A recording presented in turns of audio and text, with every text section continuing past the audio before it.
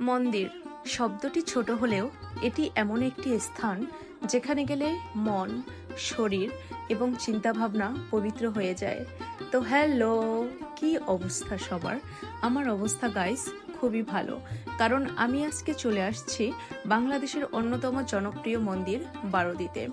আমি আগেও একবার এখানে আসছি, কিন্তু আমার মায়ের অনেক দিনের ইচ্ছা ছিল এই মন্দিরটি দর্শন করার, তাই প্রথমবার মাকে সাথে নিয়ে এখানে আসলাম। আমরা এসে দেখি এখানে অনেক পুণ্যার্থীদের সমাগম, আর আজকে এখানে পুজো হচ্ছিল। এখানে প্রতিদিনই পূজা হয়ে থাকে, তো আমাদের ভাগ্য খুবই ভালো যে আমরা এসে পুজোটা পেয়েছিলাম এবং পুষ্পাঞ্জলি শেষ করে ভগবানকে এখানে ধূপ এবং প্রদীপ নিবেদন করছিলাম।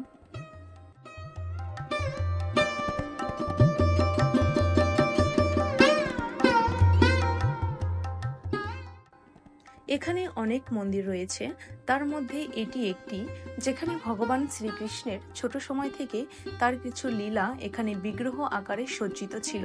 শুনলাম এখানে নাম কীর্তনও অনুষ্ঠিত হয়। তো আমরা এখান থেকে বের হয়ে এই দুর্গা মায়ের মন্দিরে চলে আসলাম।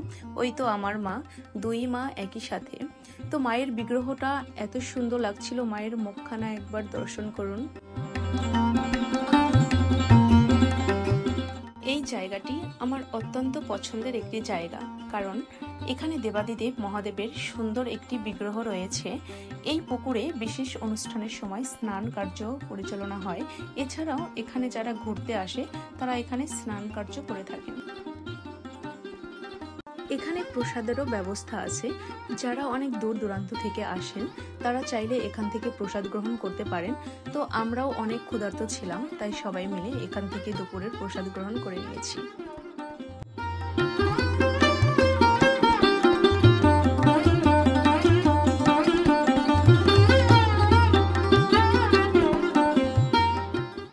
আমরা খাবারের পরে এসে এই জায়গাটিতে অনেকক্ষণ বিশ্রাম নিয়েছি। এটা এত সুন্দর প্রশান্তির একটি জায়গা, মনে হচ্ছিল এই সময়টা যেন আর কখনো শেষ না হতো। এটি হলো শ্রী শ্রী লোকনাথ বাবার সমাধি মন্দির। তো আজকে এই পুণ্যভূমিটা আমার মাকে সাথে নিয়ে ঘুরে দেখার অনুভূতিটা ছিল সম্পূর্ণ অন্যরকম। পরিবারের সাথে খুব সুন্দর একটি সময় আমরা এই মন্দিরে পার করলাম। তো দেখতে দেখতে আমাদের যাবার সময় চলে আসলো। আমরা এই আশেপাশের এখানে ছোট বড় কিছু দোকান ছিল, সেগুলো ঘুরে দেখার জন্য ভিতরে আসলাম। এসে দেখি এখানে বাচ্চাদের খেলনা সহ মেয়েদের কসমেটিক্স, পূজার সব ধরনের জিনিস এবং ভগবানের বিগ্রহ রয়েছে। তো আমরা এখান থেকে টুকিটাকি কিছু শপিং করে নিয়ে এখন বের হয়ে যাচ্ছি।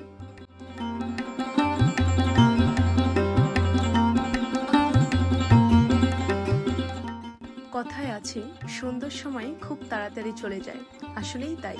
তো আমরা যে সুন্দর রাস্তাটি দিয়ে আসছিলাম সেটি দিয়ে আবার বাসায় চলে যাচ্ছি। সবাই আমার ও আমার পরিবারের জন্য আশীর্বাদ করবেন। দেখা হবে পরবর্তী একটি ভিডিওতে। সেই পর্যন্ত সবাই সুস্থ থাকবেন। Bye guys.